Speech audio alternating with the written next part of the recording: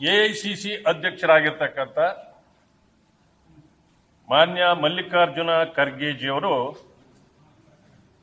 ನಿನ್ನೆ ಬಾಬಾ ಸಾಹೇಬ್ ಅಂಬೇಡ್ಕರ್ ಅವರ ಜಯಂತಿಯ ಕಾರಣ ಒಂದು ಸಭೆಯಲ್ಲಿ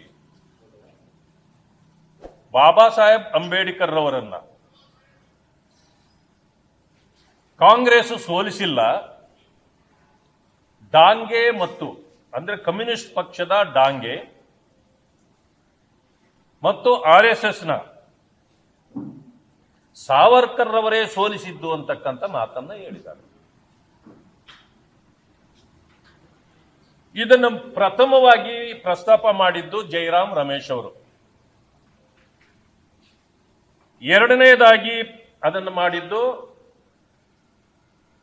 ಮಾನ್ಯ ಪ್ರಿಯಾಂಕಾ ಖರ್ಗೆ ಅವರು, ಮೂರನೇದಾಗಿ ಪ್ರಸ್ತಾಪ ಮಾಡಿದ್ದು ಮಾನ್ಯ ಮುಖ್ಯಮಂತ್ರಿಗಳಾಗಿರ್ತಕ್ಕಂಥ ಸಿದ್ದರಾಮಯ್ಯ. ಈಗ ಎಐಸಿಸಿ ಅಧ್ಯಕ್ಷರು ಕೂಡ ಅದನ್ನೇ ಮಾಡಿದ್ದಾರೆ. ನಾನು ನಿಮ್ಮ ಮೂಲಕ ಅವರಿಗೆ I will take A challenge. ಇದನ್ನು ನೀವು ಈ 4 ಜನರಲ್ಲಿ ನಾನು ಮುಖ್ಯಮಂತ್ರಿಗಳು ಆಗಾಗಲೇ ಚಾಲೆಂಜ್ ಮಾಡಿದ್ದಾರೆ. ನೀವೇನಾದ್ರೂ ಇದನ್ನ ಪ್ರೂವ್ ಮಾಡಿಬಿಟ್ರೆ ನಾನು ನನ್ನ ವಿರೋಧ ಪಕ್ಷದ ಸ್ಥಾನಕ್ಕೂ ರಾಜೀನಾಮೆ ಕೊಡ್ತೇನೆ, ರಾಜಕೀಯದಲ್ಲೂ ನಿವೃತ್ತಿ ಆಗ್ತೇನೆ. ಇಲ್ಲಾಂದ್ರೆ ನೀವು ಮುಖ್ಯಮಂತ್ರಿ ಸ್ಥಾನಕ್ಕೆ ರಾಜೀನಾಮೆ ಕೊಡಬೇಕು ಅಂತ ಹೇಳಿದೆ. ಇದುವರೆಗೂ ಅವರು ಉತ್ತರ ಕೊಡ್ಲಿಕ್ಕೆ ಆಗಿಲ್ಲ. ಯಾಕೆಂದ್ರೆ ಅದು ಗೊತ್ತಾಯ್ತು ಅವ್ರಿಗೆ ಅದು ಸುಳ್ಳು ಅಂತ. ಆದ್ರೆ ಪ್ರೇರೇಪಣೆ ಯಾರು? ಪ್ರಿಯಾಂಕಾ ಖರ್ಗೆ ಅವರು. ಇವರಿಗೆ ಈಗ ನಾನು ಚಾಲೆಂಜ್ ತಗೊಳ್ತೇನೆ. ಮಾನ್ಯ ಎಐಸಿಸಿ ಅಧ್ಯಕ್ಷರು ಇದನ್ನ ಪ್ರೂವ್ ಮಾಡಿಬಿಟ್ರೆ ನಿಮಗೂ ಅಷ್ಟೇ ಹೇಳ್ತೇನೆ, ನಾನು ನನ್ನ ಸ್ಥಾನಕ್ಕೆ ರಾಜೀನಾಮೆ ಕೊಡ್ತೇನೆ.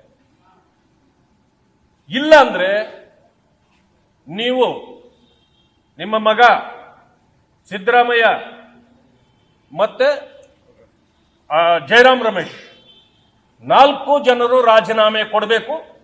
ರಾಜಕೀಯದಿಂದ ನಿವೃತ್ತಿ ಆಗಲಿಕ್ಕೆ ನೀವು ಸಿದ್ಧರಿದ್ದೀರಾ? ಅಷ್ಟು ಮಾತ್ರ ಅಲ್ಲ, ನನಗೆ ಬರ್ತಕ್ಕಂಥ ಸಂಬಳದಲ್ಲಿ 1,01,000 ರೂಪಾಯಿ ಬಹುಮಾನವನ್ನು ಕೊಡ್ತೇನೆ ನಿಮಗೆ. ನೀವು 4ರಲ್ಲಿ ಯಾರೇ ಪ್ರೂವ್ ಮಾಡಿದ್ರೆ ಅವರಿಗೆ ನಾನು 1,01,000 ರೂಪಾಯಿ, ನನ್ನ ಸ್ವಂತ ದುಡ್ಡು ಎಲ್ಲಿ ಒಡೆದಿರೋದಲ್ಲ, ಸೈಟ್ಗಳು ಕಳ್ತನ ಮಾಡಿ ಅದರಲ್ಲಿ ಹೊಡೆದಿರೋದಲ್ಲ, ಜಮೀನು ಕಳ್ತನ ಮಾಡಿ ಹೊಡೆದಿರೋದಲ್ಲ, ನನ್ನ ಸ್ವಂತ ದುಡಿಮೆಯಲ್ಲಿ 1,01,000 ರೂಪಾಯಿ ನಿಮಗೆ ಕೊಡ್ತೇನೆ. ಎಐಸಿಸಿ ಅಧ್ಯಕ್ಷರು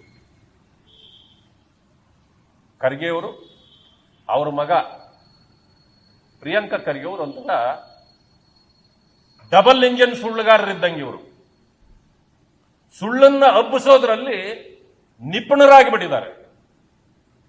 ಬಾಬಾ ಸಾಹೇಬ್ ಅಂಬೇಡ್ಕರ್ ಅವರಿಗೆ ನಿಜವಾಗಿಯೂ ಇವತ್ಯಾರಿಂದಾದ್ರೂ ಅನ್ಯಾಯ ಆಗಿದ್ರೆ, ದಲಿತರಿಗೆ ಅನ್ಯಾಯ ಆಗಿದ್ರೆ, ಮೋಸ ಆಗಿದ್ರೆ, ಅಪಮಾನ ಆಗಿದ್ರೆ, ದಲಿತರಿಗೂ ಮತ್ತೆ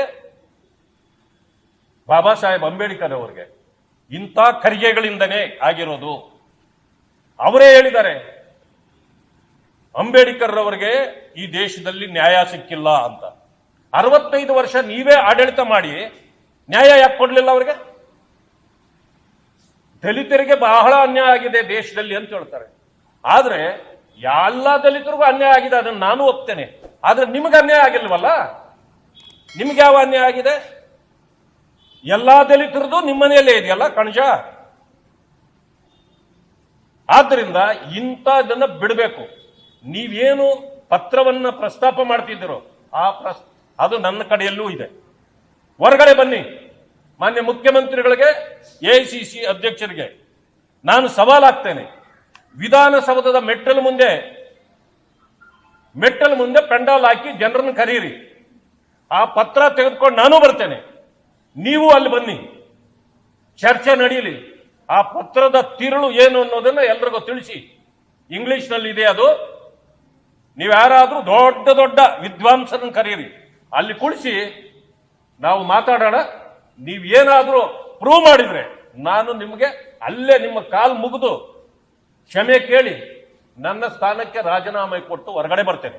ಇಲ್ಲ ಅಂದ್ರೆ ಈ ಕೆಲಸವನ್ನು ನೀವು ಅಲ್ಲೇ ಮಾಡಬೇಕು. ಇದು ನಿಮಗೆ ಸವಾಲು. ಎರಡನೇದು, ಸಂವಿಧಾನ ಕಾಪಾಡುವುದು ನಮ್ಮ ಹಕ್ಕು ಅಂತ ಹೇಳ್ತಾರೆ. ಯಾರ ಹಕ್ಕು? ಕಾಂಗ್ರೆಸ್ದ? ಕಾಂಗ್ರೆಸ್ಗೆ ಮಾತ್ರ ಹಕ್ಕು ಅದು?